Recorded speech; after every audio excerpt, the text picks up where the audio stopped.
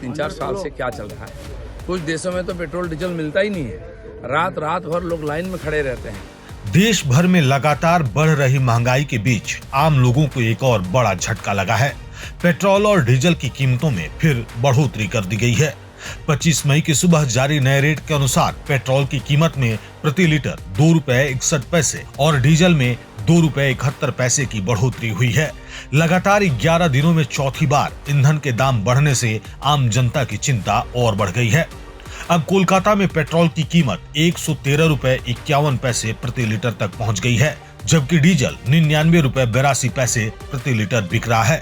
वहीं दिल्ली में पेट्रोल 102 रुपए 12 पैसे और डीजल 95 रुपए 20 पैसे प्रति लीटर हो गया है। मुंबई समेत देश के अन्य महानगरों में भी तेल की कीमतों में बढ़ोतरी दर्ज की गई है।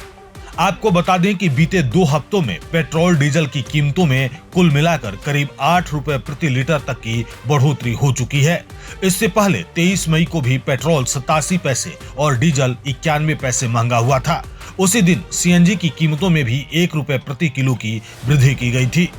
विशेषज्ञों का मानना है कि इस लगातार बढ़ती महंगाई का असर सीधे आम आदमी की जेब पर पड़ेगा। परिवहन लागत बढ़ने से बस, ऑटो और टैक्सी किराया महंगा हो सकता है। इसके साथ ही दूध, ब्रेड, सब्जियां और रोजमर्रा की जरूरी सामानों की कीमतों में भी तेजी आने की आशंका जताई जा रही है। इस वैश्विक ईंधन संकट की सबसे बड़ी वजह ईरान अमेरिका तनाव और हॉर्मुज स्ट्रेट पर बढ़ता संकट बताया जा रहा है। हॉर्मुज स्ट्रेट दुनिया के सबसे महत्वपूर्ण तेल आपूर्ति मार्गों में से एक है। यहाँ से तेल सप्लाई प्रभावित होने के कारण अंतर्राष्ट्रीय बाजार में कच्चे तेल यानी क्रूड ऑयल की कीमतें लगातार बढ़ती जा रही हैं। इसी मुद्दे पर पश्चिम बंगाल सरकार में मंत्री दिलीप घोष ने भी प्रतिक्रिया दी। उन्होंने कहा कि दुनिया की तरफ नजर दौड़ाइए, पिछले 3-4 सालों से क्या चल रहा है। कुछ देशों में तो पेट्रोल डीजल मिलता ही नहीं है, लोग पूरी रात लाइन में खड़े रहते हैं। प्रधानमंत्री मोदी ने लोगों को राहत दी थी, लेकिन अब हालात ऐसे हो गए हैं कि दाम थोड़ा बढ़ाना पड़ा। दिलीप घोष ने आगे कहा कि अंतर्राष्ट्रीय परिस्थितियां भारत के नियंत्रण में नहीं है, इसीलिए न्यूनतम स्तर पर कीमतें बढ़ाई गई हैं। उन्होंने भरोसा दिलाया कि जैसे ही हालात सामान्य होंगे, लोगों को राहत देने की कोशिश की जाएगी। ये जो पेट्रोल और डीजल का जो भाव है, ये 10 दिन में 4 बार बढ़ा है। तो लोगों का यह कहना कि हम खाएंगे क्या, हम चलाएंगे कैसे, ये एक मुश्किल, उसको दिक्कत है। सारा दुनिया की तरफ नजर बुलाई एकदम, पिछले 3-4 साल से क्या चल रहा है।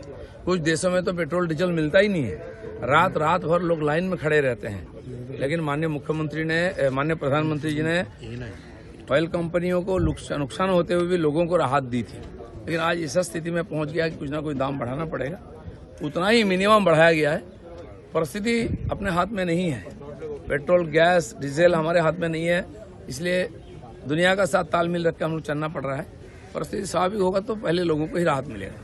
लेकिन तृणमूल तो इसके बारे में बिल्कुल एंटी कैंपेन कर रहा है कि ये ऐसे कैसे सरकार। यहाँ जो एक्स्ट्रा सेस लगा हुआ है टीएमसी ने चालू किया था, और आज यहाँ की खजाना की यह हालत है कि वेतन देने के लिए, डीए देने के लिए पैसा नहीं सरकार के पास।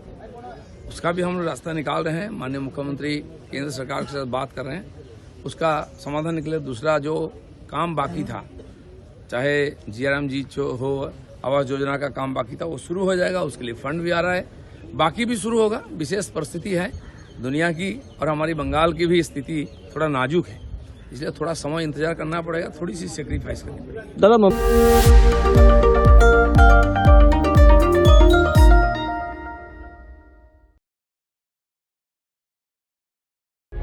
प्रभातखबर.com, विश्वास वही, रफ्तार नहीं।